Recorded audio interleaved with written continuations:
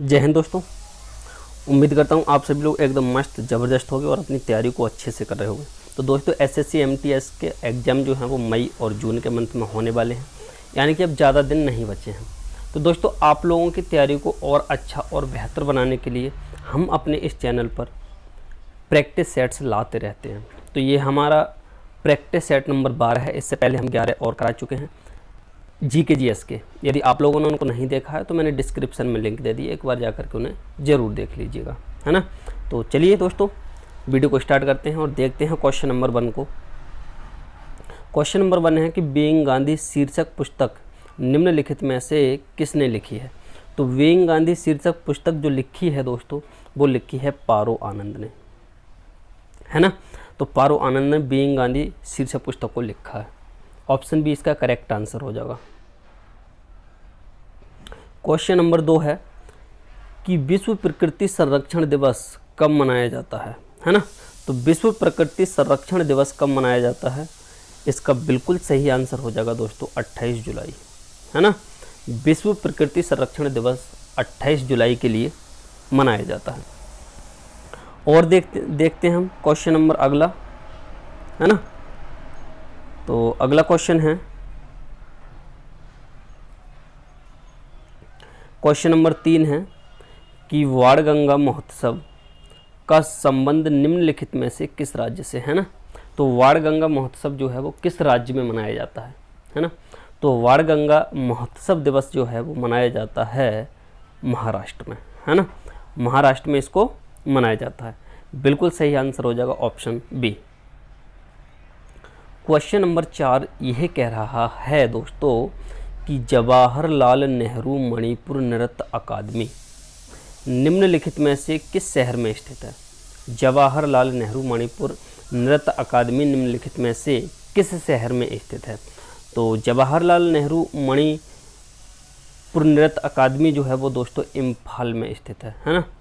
किस शहर में, सॉरी शहर पूछा है, तो इम्फाल शहर में स्थित है हमारी नेहरू मणिपुर नृत्य अकादमी, ठीक है। अगला क्वेश्चन देख लेते हैं। क्वेश्चन नंबर 5 ये कह रहा है कि भोजताल जिसको पहले बड़े तालाब के नाम से जाना जाता था, ठीक है, किस राज्य में स्थित है। तो भोजताल किस राज्य में स्थित है। तो भोजताल स्थित है दोस्तों मध्य प्रदेश में, ठीक है। कहाँ पर स्थित है भोजताल, मध्य प्रदेश में। या फिर कहें तो बड़ा तालाब कहाँ पर स्थित है, तो ये मध्य प्रदेश में स्थित है, ठीक है। ऑप्शन डी इसका बिल्कुल करेक्ट आंसर हो जाएगा। अगला क्वेश्चन देखते हैं क्वेश्चन नंबर 6। क्वेश्चन नंबर 6 कह रहा है कि बेरियम नाइट्रेट का उपयोग सिंगल प्रदीप्ति यानी कि फ्लेयर्स और आतिशबाजी में किया जाता है जो चमकीले रंग का प्रकाश उत्सर्जित करती है। चमकीले किस रंग का, हरे रंग का, है ना, हरे रंग का प्रकाश उत्सर्जित करती है। तो इसका बिल्कुल सही आंसर हो जाएगा option C. Option C is correct answer, ठीक है। अगला क्वेश्चन देख लेते हैं। क्वेश्चन नंबर 7 ये है कि राष्ट्रीय हथकरघा दिवस कब मनाया जाता है। तो राष्ट्रीय हथकरघा दिवस मनाया जाता है दोस्तों 7 अगस्त के लिए। कब मनाया जाता है राष्ट्रीय हथकरघा दिवस, 7 अगस्त के लिए मनाया जाता है, ठीक है।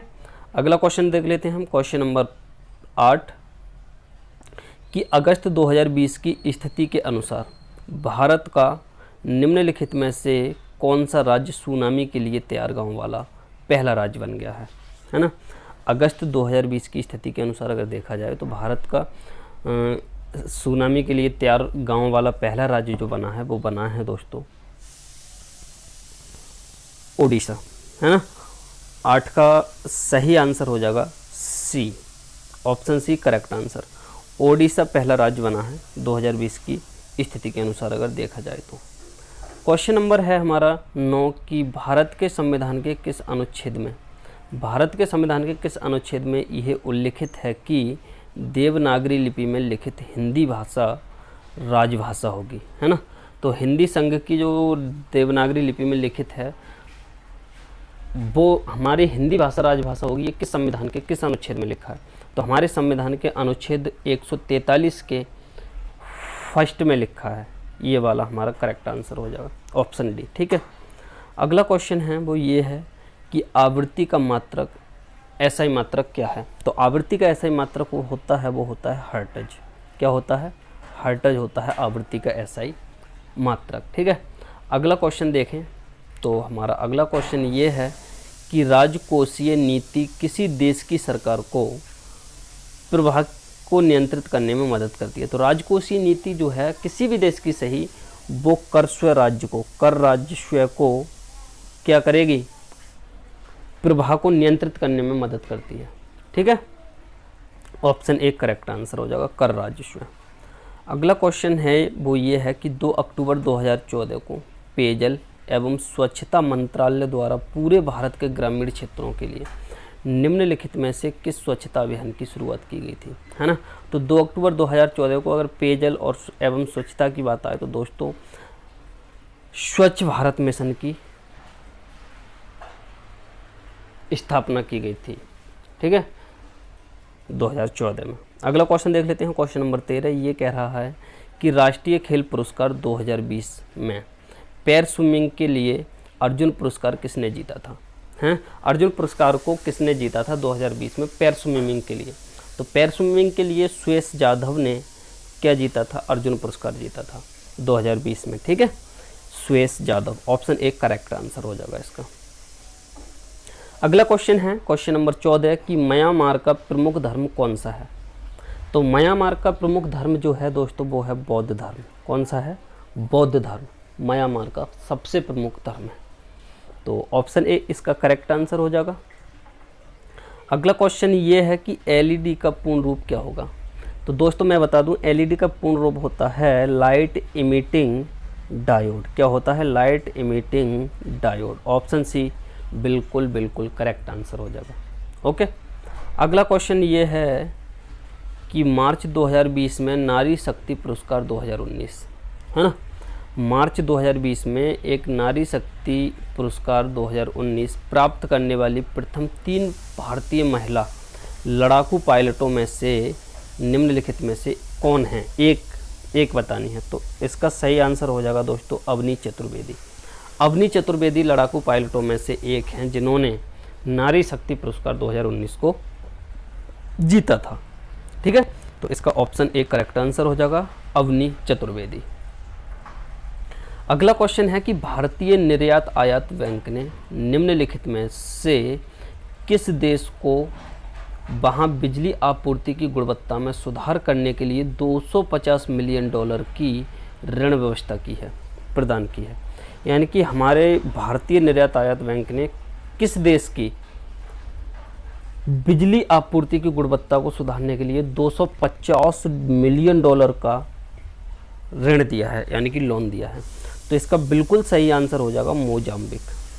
मोजाम्बिक देश के लिए उसकी बिजली सुरक्षा को सुधारने के लिए हमारे भारतीय निर्यात आयात बैंक ने $250 मिलियन का कर्ज दिया है। ठीक है, इसका ऑप्शन भी करेक्ट हो जाएगा दोस्तों, मोजाम्बिक। अगला क्वेश्चन ये है कि निम्नलिखित में से कौन सा सरकारी प्राधिकारी भारत के मुख्य चुनाव आयुक्त की नियुक्ति कर सकता है। तो अगर भारत के बात आए मुख्य चुनाव आयुक्त की नियुक्ति करने की तो सबसे पहले लगा दो राष्ट्रपति। मुख्य चुनाव आयुक्त की नियुक्ति सिर्फ और सिर्फ राष्ट्रपति कर सकता है। ऑप्शन बी इसका बिल्कुल करेक्ट आंसर है ना। 18 का ऑप्शन भी करेक्ट आंसर है। अगला क्वेश्चन देख लेते हैं कि भारत में प्रथम महालेखाकार कार्यालय की स्थापना किस वर्ष में हुई थी, हैं। भारत में प्रथम महालेखाकार कार्यालय की स्थापना किस वर्ष में हुई थी। तो महालेखाकार कार्यालय की अगर बात आए तो 1858 लगा दो, ऑप्शन ए करेक्ट आंसर हो जाएगा। 1858 ईस्वी में भारत में प्रथम महालेखाकार कार्यालय की स्थापना हुई थी, 1858। अगला क्वेश्चन है कि ब्रिटिश सरकार द्वारा भारत में मोरले मिंटो सुधारों, कौन सा दोस्तों, मोरले मिंटो सुधारों की घोषणा किस वर्ष की गई थी ब्रिटिश सरकार के द्वारा भारत में। तो इसका बिल्कुल सही आंसर है वो हो जाएगा सन 1909 ईस्वी। सन 1909 ईस्वी में मोरले मिंटो सुधारों की स्थापना हुई थी। किसके द्वारा हुई थी, ब्रिटिश सरकार के द्वारा। उस टाइम पे ब्रिटिश शासन था हमारे भारत में, उस टाइम पे मोरले मिंटो सुधारों की घोषणा की गई थी सन 1909 ईस्वी में। ठीक है, तो इसका बिल्कुल सही आंसर हो जाएगा ऑप्शन सी। अगला क्वेश्चन देख लेते हैं, क्वेश्चन नंबर 21 ये है कि प्रिज्कर पुरस्कार को आमतौर पर के क्षेत्र में दिए जाने वाले नोबेल पुरस्कार के रूप में जाना जाता है। यानी कि प्रिजकर पुरस्कार को किसके क्षेत्र में दिया जाता है ना। तो प्रिजकर पुरस्कार दिया जाता है वास्तुकला के क्षेत्र में। किसके क्षेत्र में दिया जाता है प्रिजकर पुरस्कार को? वास्तुकला के क्षेत्र में, ठीक है। अगला क्वेश्चन देख लेते हैं, इसका ऑप्शन बी करेक्ट आंसर हो जाएगा, है ना। अगला क्वेश्चन ये है कि इंदिरा गांधी के नेतृत्व में कांग्रेस पार्टी ने निम्नलिखित में से किस वर्ष के लोकसभा चुनाव में गरीबी हटाओ का नारा दिया था, है ना। तो इंदिरा गांधी के नेतृत्व में कांग्रेस पार्टी ने एक नारा दिया था गरीबी हटाओ। वो किस लोकसभा चुनाव में दिया था, किस वर्ष के लोकसभा चुनाव में दिया था? तो इसका करेक्ट आंसर हो जाएगा 1971 के लोकसभा चुनाव में इंदिरा गांधी के नेतृत्व में कांग्रेस पार्टी ने गरीबी हटाओ का नारा दिया था, ठीक है, 1971 के चुनाव में। ऑप्शन ए करेक्ट आंसर है इसका। अगला क्वेश्चन देखते हैं। अगला क्वेश्चन ये है कि पुर्तगालियों द्वारा श्रीलंका की खोज किस वर्ष की गई थी, है ना। तो अगर आता है कि श्रीलंका की खोज किसने की थी, किसके द्वारा की गई थी, तो इसका आंसर तो हो जाएगा पुर्तगालियों के द्वारा की गई थी। अब यहाँ पूछा जा रहा है कि श्रीलंका की खोज किस वर्ष की गई थी पुर्तगालियों के द्वारा। तो श्रीलंका की खोज की गई थी 1505 ईस्वी के लिए। ऑप्शन सी बिल्कुल करेक्ट आंसर हो जाएगा इसका। पुर्तगालियों ने श्रीलंका की खोज की सन 1505 ईस्वी में। करेक्ट आंसर ऑप्शन सी, ठीक है। अगला क्वेश्चन देख लेते हैं हम। क्वेश्चन नंबर है हमारा 24। भारत सरकार द्वारा प्रवासी श्रमिकों का सशक्तिकरण करने तथा उन्हें आजीविका प्राप्ति के अवसर उपलब्ध कराने के गरीब कल्याण रोजगार अभियान, जिसको GKRA नामक एक विशाल रोजगार सह ग्रामीण लोक निर्माण अभियान कब शुरू किया गया था, है ना। यानी कि GKRA जिसको गरीब कल्याण रोजगार अभियान कहा जाता है, गरीब कल्याण रोजगार अभियान किस सन में जारी किया गया था? तो इसका बिल्कुल सही आंसर हो जाएगा ऑप्शन डी। 19 जून 2020 के लिए GKRA का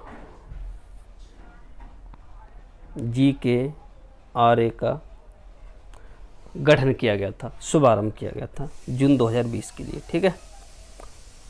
अगला है हमारा, और इस प्रैक्टिस सेट का लास्ट क्वेश्चन है, वो है कि हॉकी के जादूगर के रूप में किसे जाना जाता है? तो हॉकी के जादूगर के रूप में जाना जाता है मेजर ध्यानचंद के लिए, है ना। मेजर ध्यानचंद को हॉकी के जादूगर के नाम से जाना जाता है। ओके, तो ये थे हमारे जनरल अवेयरनेस के 25 क्वेश्चंस, जो कि दोस्तों बहुत ही ज़्यादा इंपॉर्टेंट क्वेश्चंस हैं। इसलिए सारे क्वेश्चंस को अच्छे से रट लीजिएगा, अच्छे से तैयार कर लीजिएगा। आपके आने वाले एग्ज़ाम में जो SSC MTS का एग्ज़ाम होने वाला है, उसमें ज़रूर आपको हेल्प करेंगे सारे क्वेश्चंस, आए हुए क्वेश्चंस हैं दोस्तों। तो चलिए दोस्तों, मिलते हैं किसी नेक्स्ट वीडियो में नेक्स्ट प्रैक्टिस सेट के साथ। तब तक के लिए जय हिंद, जय भारत।